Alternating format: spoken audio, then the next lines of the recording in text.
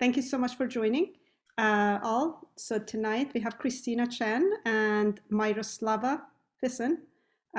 Christina is a medical student and she's a Global Health Subchair at Medical Students for a Sustainable Future, which is a national organization, and co-founder of Health Students for Climate Action at UC Berkeley School of Public Health. She will be talking about the research project that she's worked on, that she has interviewed youth activists. And Myro is one of the youth activists that was interviewed. And she is a junior in high school. And I hear she may actually graduate early, but maybe not.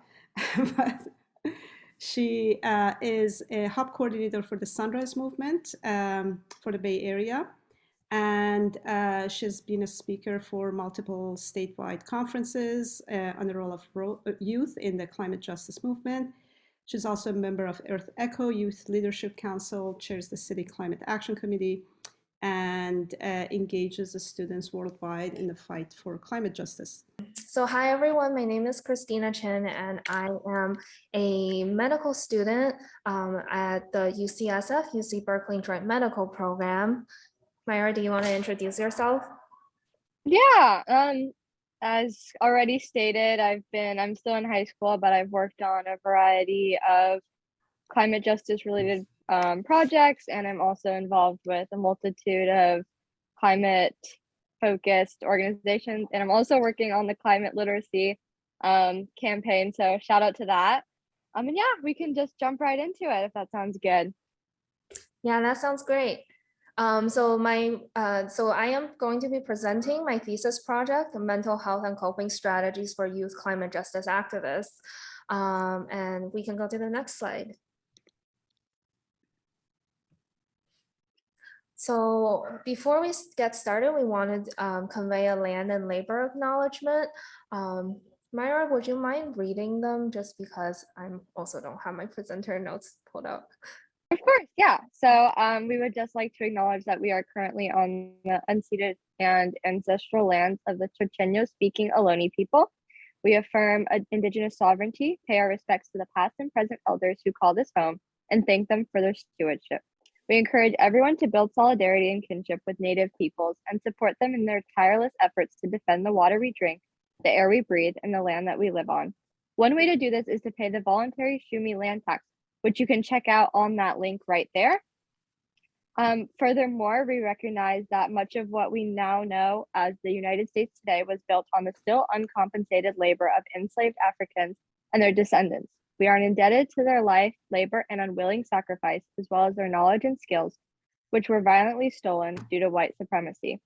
We acknowledge that anti-Black racism and racism in general continues to permeate every aspect of our society, including our schools, our medical systems, and the environmental movement. We invite you to join us in honoring their legacy by challenging racism wherever it may arise, in our institutions, in our places of work and learning, and in ourselves. One way to get started is by learning and supporting the work of the West Oakland Environmental Indicators Project, which is also linked right there. Thank you so much, Myra. Okay, we can get started. So just so everyone know, I realize I can't find my presenter notes, so I'm just going to wing this.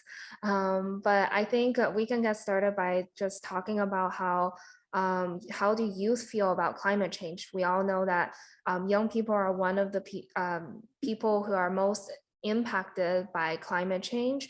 And I think many young people are realizing that now. So according to a national survey by the Washington Post and Kaiser Family Foundation in 2019, 57% of American teenagers feel scared about climate change, 52% feel angry, and only 29% feel optimistic about climate change. However, young people are not just the victims of climate change, but are forces of change in and of themselves. So in the Bay Area, we have many such youth organizations of youth activists rising up to fight climate change. And some of them I've interviewed in my project, Youth versus Apocalypse, the Sunrise Movement, and the Asian Pacific Environmental Network. Yeah, next slide.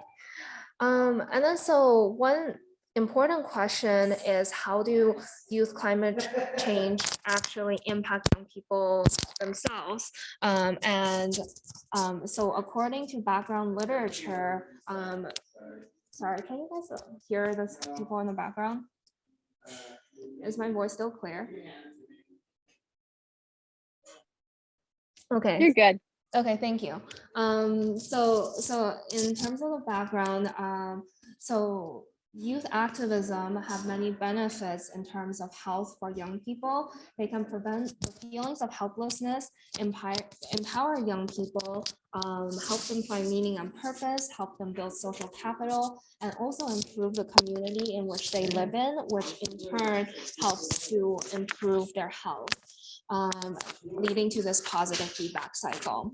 On the other hand, young people who are doing activism can also be associated with poor physical health, have increased exposure to criticism and discrimination, have increased feelings of anger, which may eventually lead to disillusionment and burnout.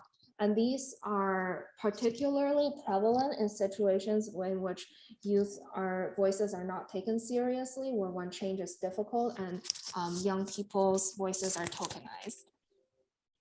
Next slide.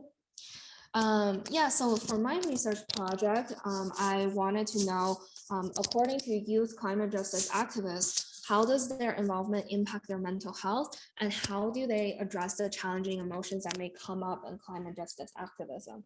So in this research project, I really wanted to focus on the experiences of young people and how they themselves perceive this question.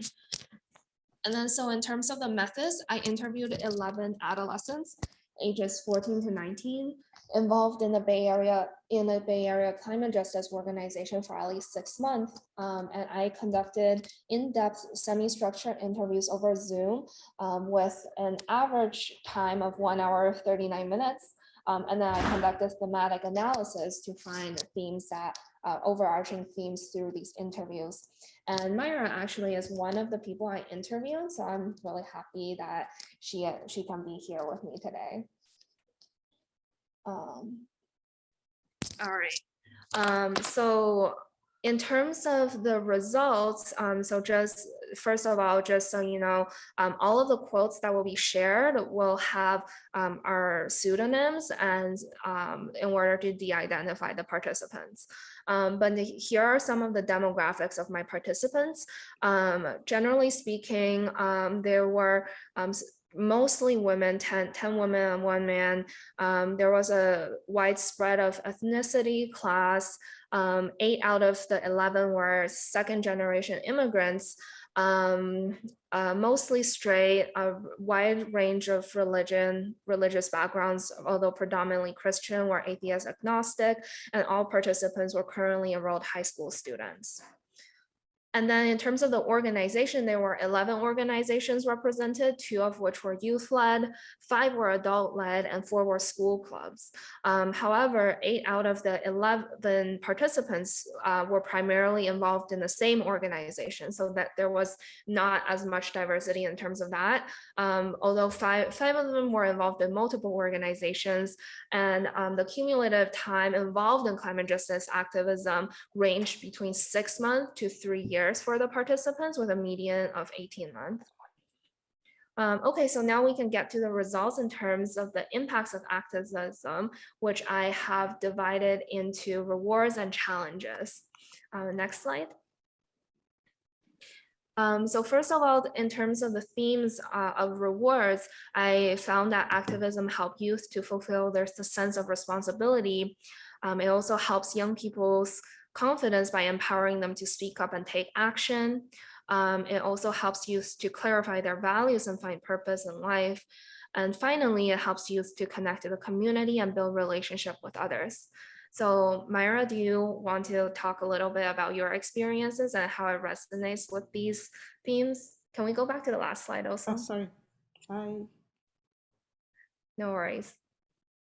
Yeah, I mean, through my climate work, I've definitely noticed a lot of these, especially getting values and connecting to community.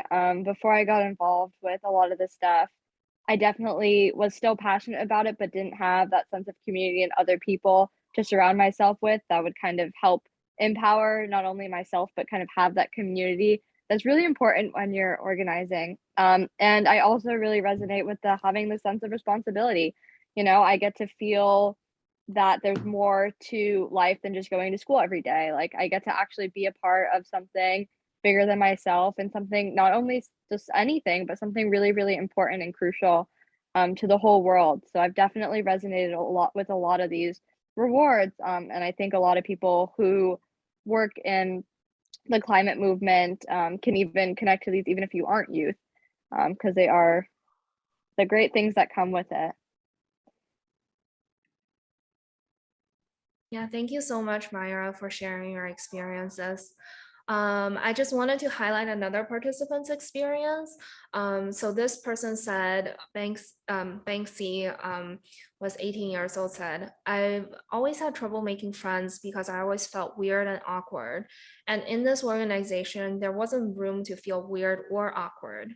My dad tells me all the time, when I was your age, I was going to prison and you're doing X, Y, and Z. It made me feel more confident in my schoolwork and my day-to-day life and my ability to speak up for myself in my home. It made me also want more for myself. I deserve more from life than just what I've seen so far.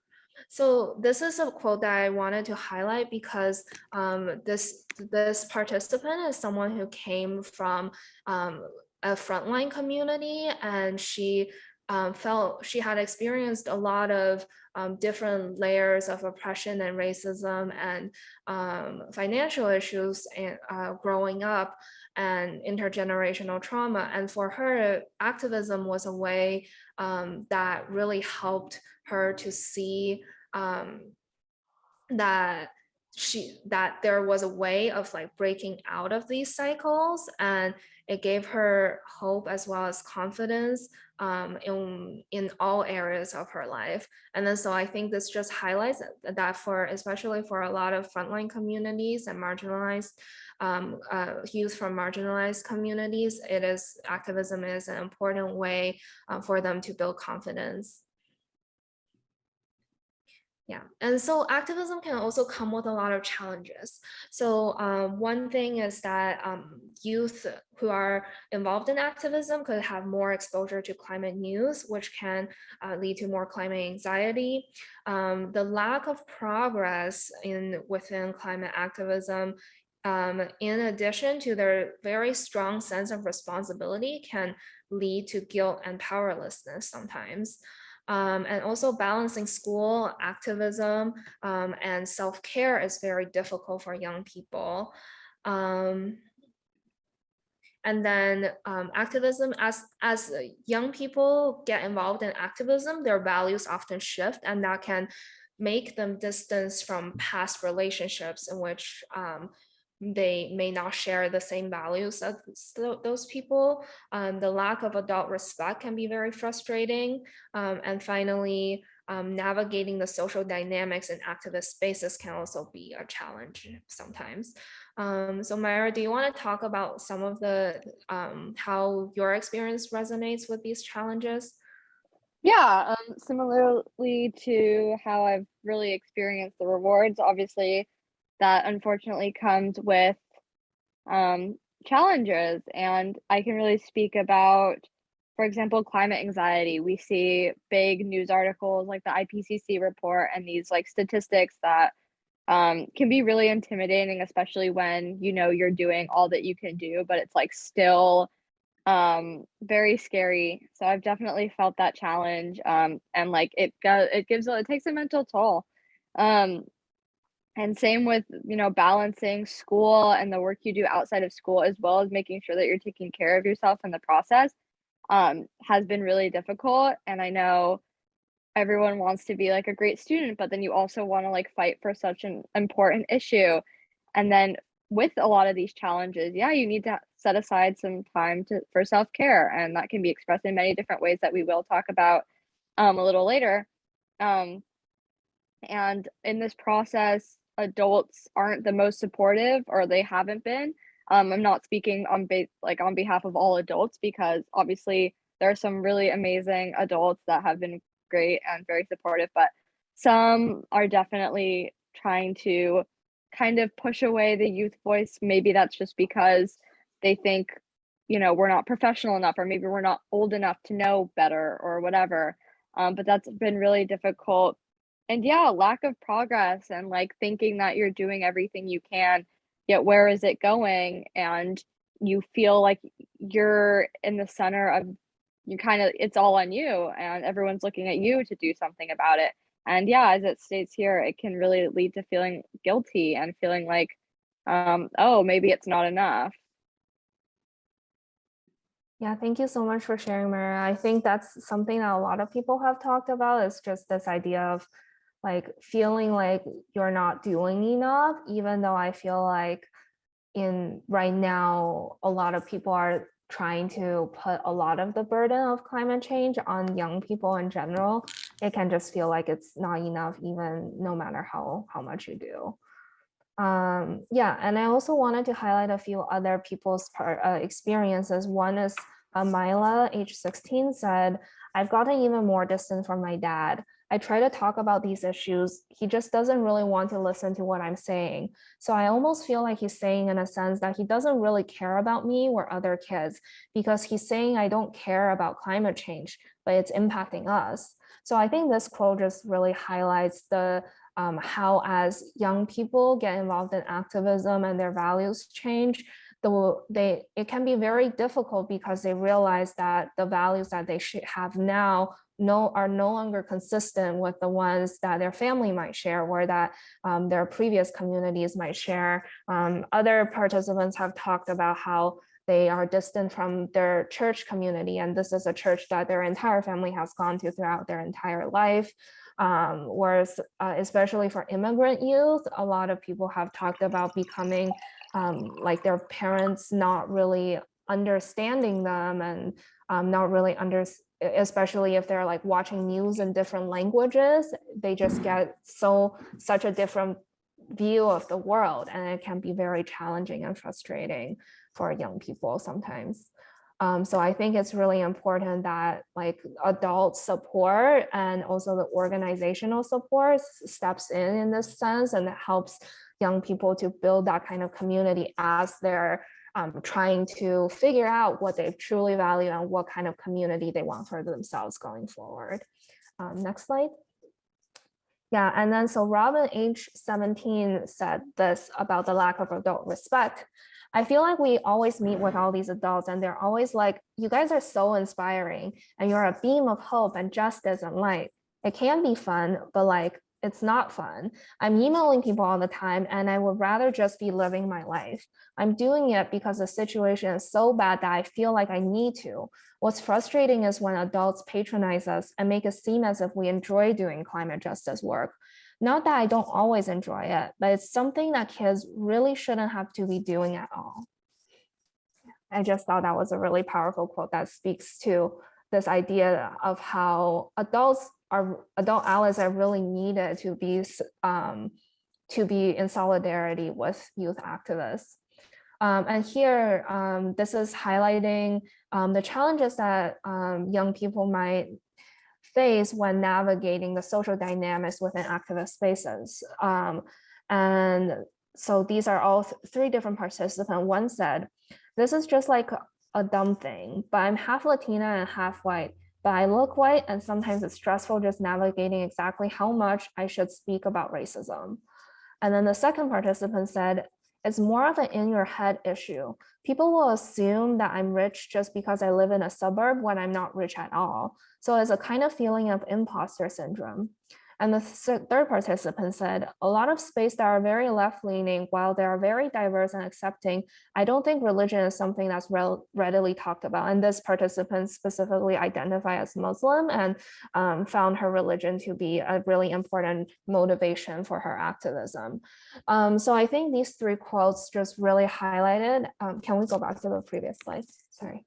Yeah, I think it just really highlights how like racism and like race, class, religion, among many other things, can really play a role in how young people see themselves within organizations. And this is especially important consideration because many organizations are trying to center the voices of marginalized youth, but also, as we know, like identities are not necessarily a very black and white thing. There's so many ways in which people express their identities, and it is not always very clear cut how people should navigate these spaces.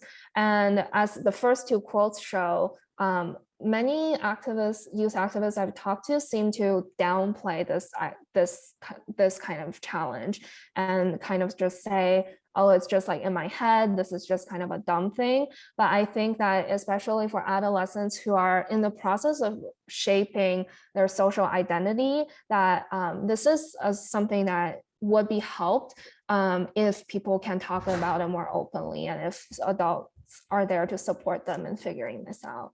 Next slide.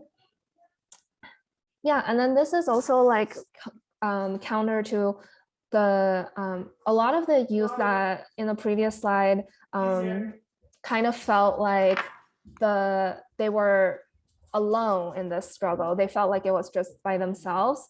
But this is kind of counter to the intentions of the group.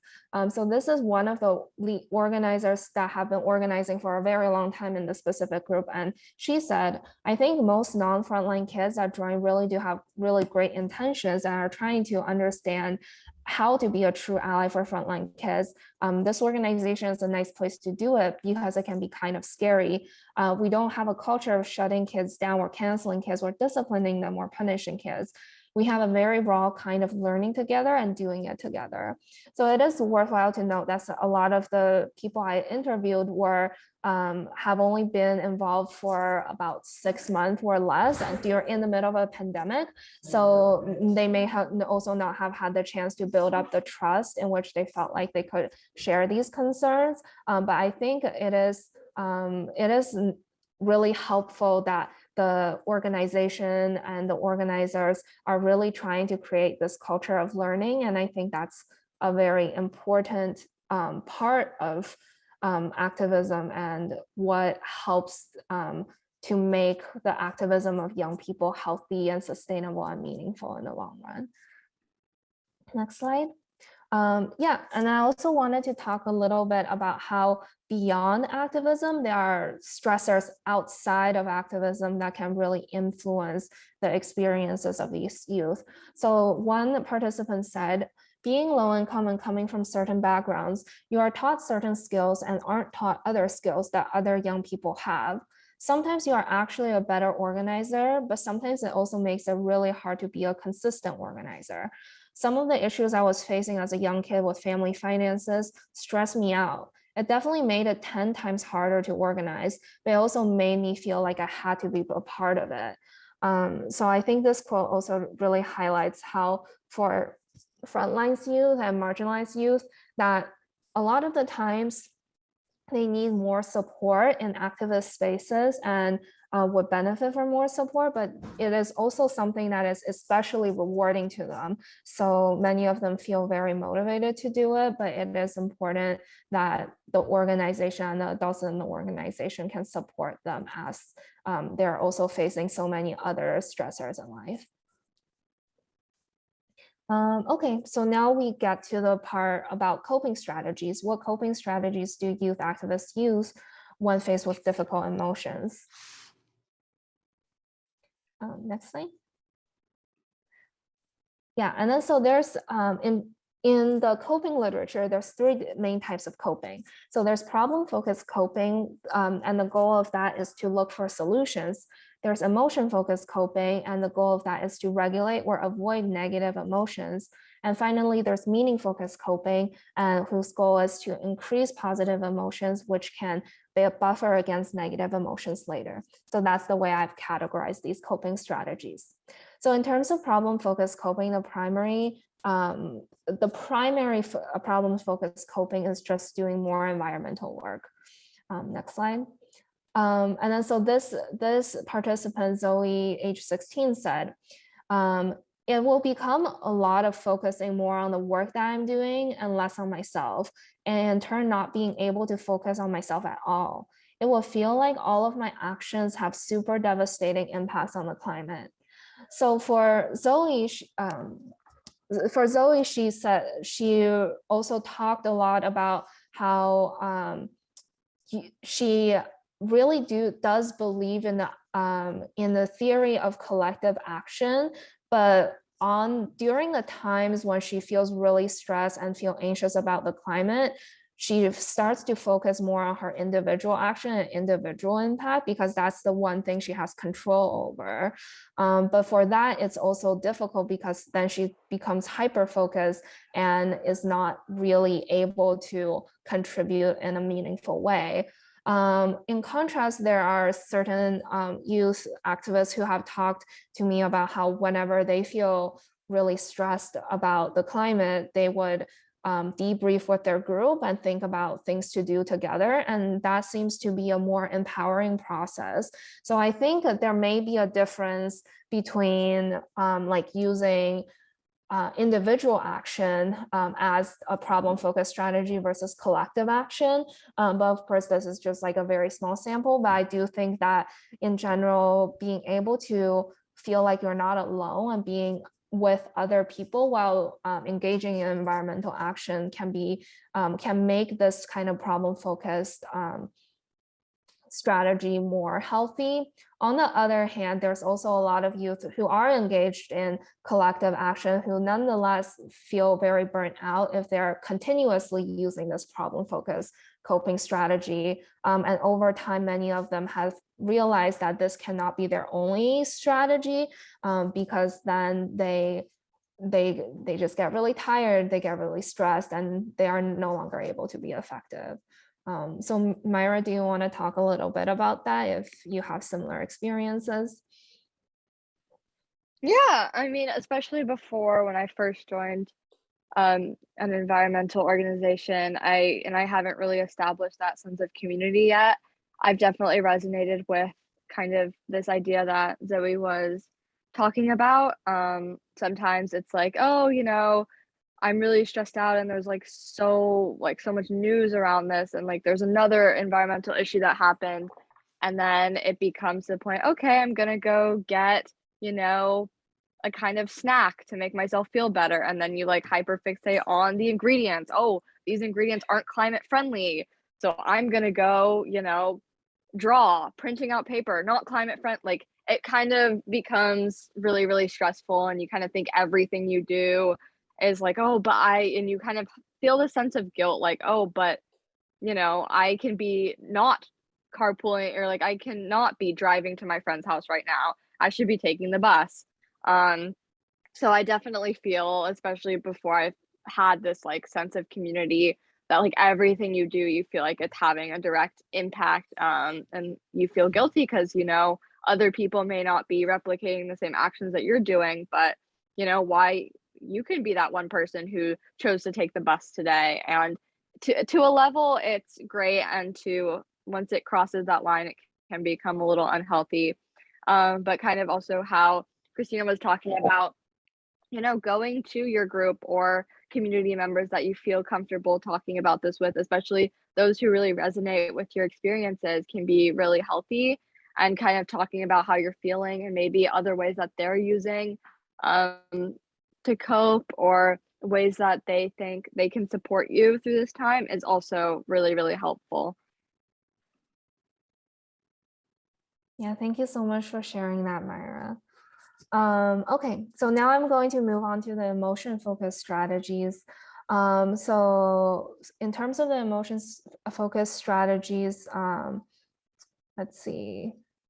So there's taking breaks, there's creating good self-care habits, there's self-expression, and then finally, they're seeking emotional support. And the emotional support can come from many different sources, such as family, teachers, mentors, friends, therapists, and activist organizations. Myra, do you want to talk a little bit about which one of these you might use? Yeah, I've definitely dabbled in almost every single one of these. Taking breaks, I know, was something I personally really struggled with. Kind of recognizing when you're at capacity and you can't take anything more on is really important. And recognizing like you have boundaries and you're human, you're not just a robot who works all day long, and recognizing that these are youth that we're talking about. And we are really young, and we, you know, go to school and we do a lot of other things, and it's important to recognize when you need to step back sometimes. Creating good self-care habits. I know personally I have like really routine self-care habits that I've noticed are really beneficial to my life, whether that's even just 30 minutes taking my dog for a walk, or just sitting down and watching my favorite movie one night. Little things like that, although they seem really small, can have a pretty big impact. Self-expression and like seeking emotional support. Um, you know, talking to your friends and kind of, whether it's talking about directly, like, this is stressing me out, here's what's happening, or just hanging out with them and kind of giving your mind a break, kind of ties into taking breaks. Going to have a fun time, maybe going out to lunch or doing something that takes your mind for a second, that, you know, I know there's a huge issue and I know we're fighting for it, but we're doing all that we can. And it's important that we're not hyper fixating on it, and it's not taking up so much of our life that we get burnt out and can't do it anymore. Yeah, those are all super important. Can we go to the next slide? Yeah, I just also want to highlight a few other different participants' experiences. Kiana, age 16, talked about self-expression, and she said, with poetry, I'm for sure able to confront my emotions, because I feel like with me, with writing, especially where it's fueled by emotion, I just have to sit there and acknowledge the emotion and try to understand it through poetry. So I think this really highlights how with art or writing, it forces people in a way to process the emotions and be there and sit with them.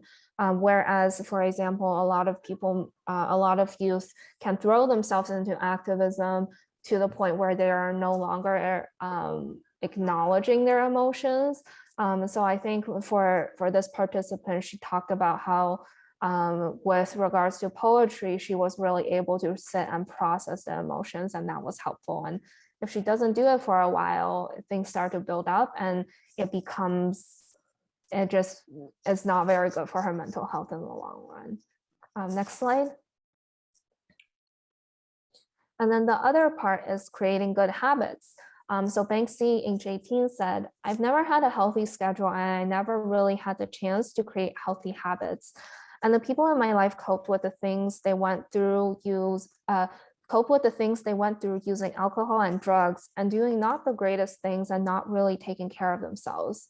I think as my life has changed and I have organizing as part of my life, I really, really care about. I've been working on creating good habits. And she talked about some of those habits as being like making sure she eats, making sure she's taking breaks, making sure she's sleeping well. All of those things are things that like eventually help to sustain her. But it was very difficult for her to create these good habits to begin with, because she felt like, especially coming from a family where she did not see people necessarily model those habits, she never really thought about self-care until she got into activism. And she also talked about the story about how there was one time when she got really sick, and she was doing an interview, and an older organizer told her, you know, you should really be taking care of yourself to make your work sustainable. And that's kind of like when it hit her that she really needed to start taking care of herself and creating these good habits. So I think like this is also a point where I think adult support is really important, is that especially for marginalized youth who may not have grown up thinking that they deserve to take good care of themselves, even where they deserve to think about their own needs.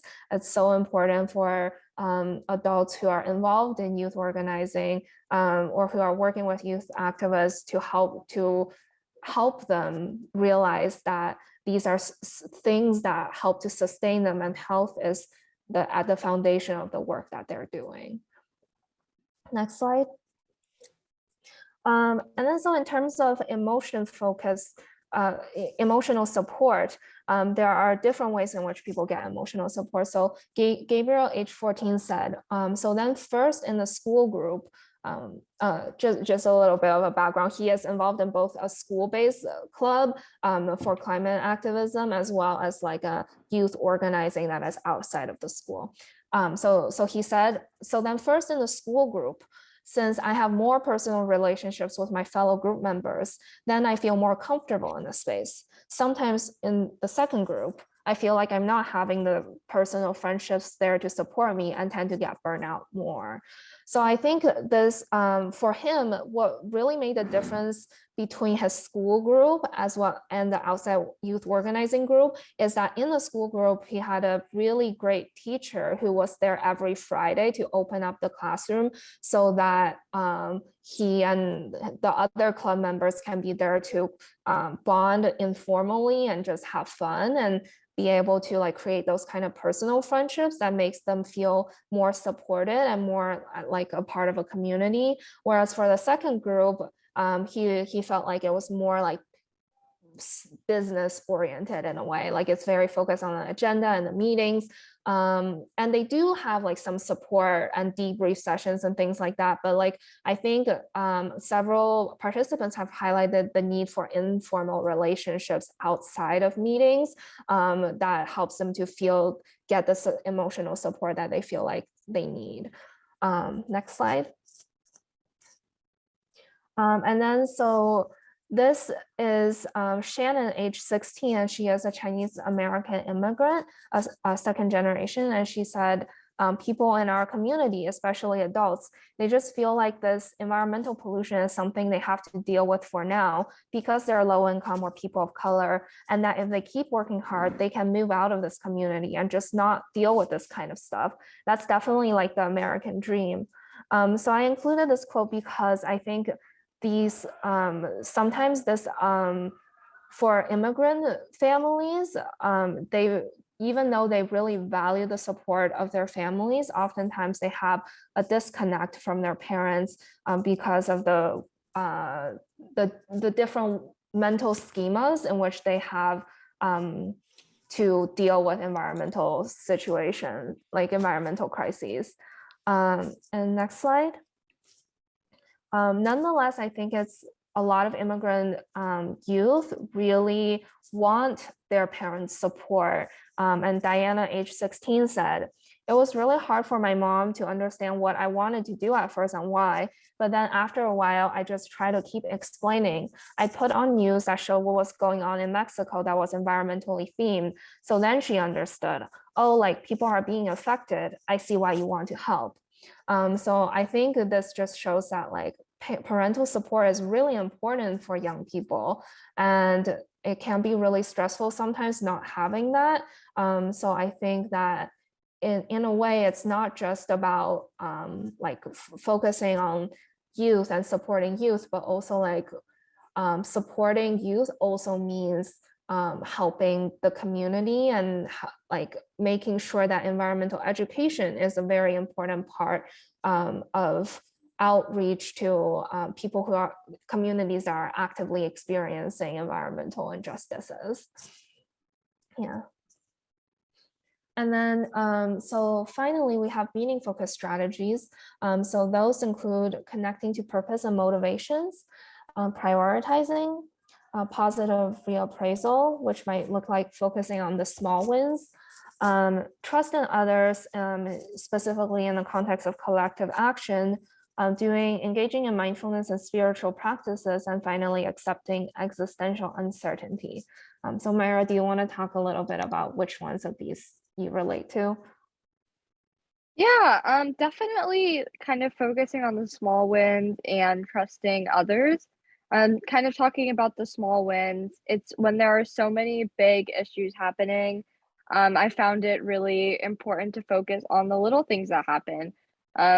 For example, if there's just so many like big oil spills, but if we get like a petition to stop oil drilling to like 1,000 signs, like that's a win still. It may not be solving the issue, but it's a step closer, and kind of focusing on the little things that happen to reach a larger goal can be really great. And trusting others, kind of, you know, having the sense of like your community is also working alongside you. You're not one against the world, you're one of many against the world. So you can kind of, you know, lay back on your other community members who are also fighting alongside with you. And that's really important. Yeah, definitely. It's so important to feel like you're not alone. Yeah.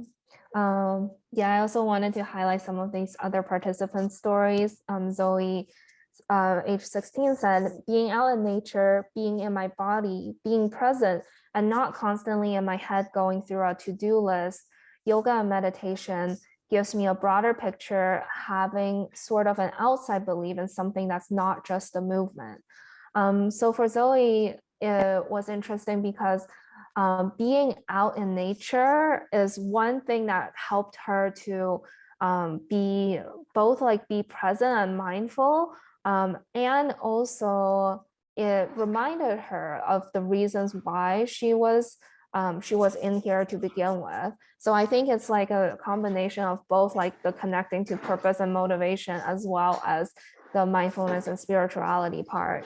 And a lot of participants have talked about like how they really resonated with the like the ideas of like mindfulness and meditation, and how that has really helped them in terms of processing their emotions. And then people have also who are Christian or Muslim or who are participating in a religion have talked about prayer as being a really important part of their coping strategies. Next slide. Yeah, this was also a very interesting finding, is that I found that a lot of participants, a lot of youth activists kind of have almost a pessimistic view of the world, but in some ways it allows them to live in the moment in some ways. So Robin, age 17, said, you know, it's not like you're the center of the universe. Every single person is living on this planet right now. We just have to do what we can. I could get hit by a bus tomorrow and it wouldn't even matter. So like, what's the point in worrying about it? And then Kenyana, age 15, said, I think that as I'm growing up, I'm just trying to also make time for myself and have time to have fun. I don't want to grow up and not have done anything fun, because, you know, if we don't end up winning, I don't know what type of world we're going to be living in. So in a way, by accepting this idea that the outcome is not within their control, and like we might, like environmental catastrophe can happen no matter what we do, it in some ways allows them to focus on their life now and not just put everything into the movement, and also allow themselves to also have some kind of a childhood and give themselves permission to focus on the things that are meaningful to them right now. And finally, in terms of connecting to motivation, I thought this was a really powerful quote. So Kiana said, I just think about the generation that's coming after me. I don't want them to be doing this work. Although it's sometimes amazing to do, it's not something you want to continue. As a Black person, my ancestors have been continuously organizing, and so it's generational trauma and generational organizing just getting passed down and passed down and passed down, and I just wanted to stop. That's what gives me hope and motivation to just continue organizing, to know that if I do this, others won't have to. So I think that this quote just really highlights the very strong motivation that youth activists have for doing the work that they're doing. And a lot of the times, by connecting to the reasons why they did this work, that is often the reason that allows them to go on and to sustain the work they're doing. Yeah. So in conclusion, so for all of the participants I've interviewed, it seems like the benefits of climate justice activism definitely outweigh the challenges, especially for the youth from frontline communities. Nonetheless, climate justice activism is really hard work, and youth activists definitely need the support from their organizations and from adults. And youth climate justice activists also have both healthy and unhealthy ways of coping with challenges in activism. As one of the things that I think have been really healthy for them are the meaning focused strategies. And this is something that we've also seen in the literature with regards to youth climate justice activism. This is especially meaning focused strategies are especially important when the stressor that we're experiencing is an extended stressor and has an uncertain outcome. And so that I think definitely applies in the case of climate change. And also like because youth activists have a very strong motivation and purpose for doing the work that they're doing. This also makes meaning focused strategies very accessible and helpful for them.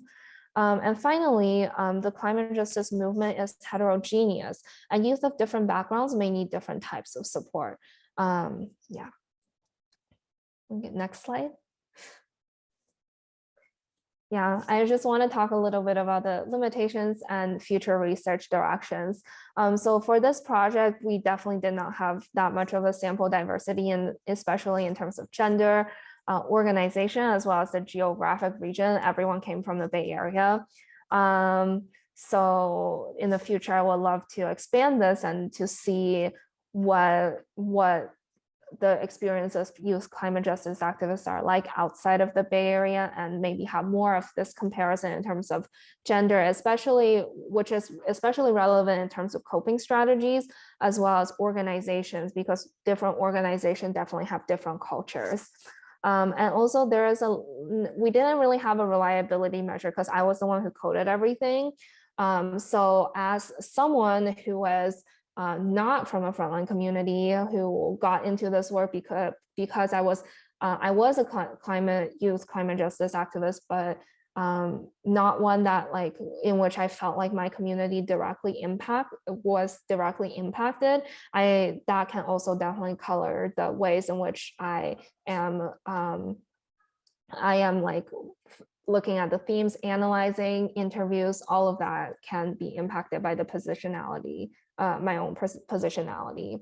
And then so in terms of a future research question that I would also like to explore is, how do participants' identities and community and ecological factors shape the mental health effects of climate justice activism and patterns of coping?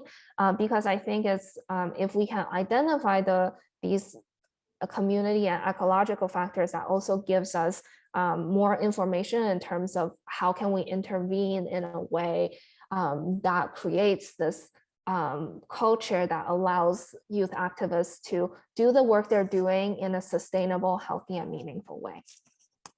Okay, and then so last slide. So finally, I just want to reiterate that as adults who are interested in youth, or are working with youth, or have I'm sure like many of you have kids of your own, our understanding, support, and allyship can help youth climate justice activism make their work healthy, meaningful, and sustainable. And it's definitely not enough just to stand on the side and let the young people handle everything. We definitely need to be there to support them.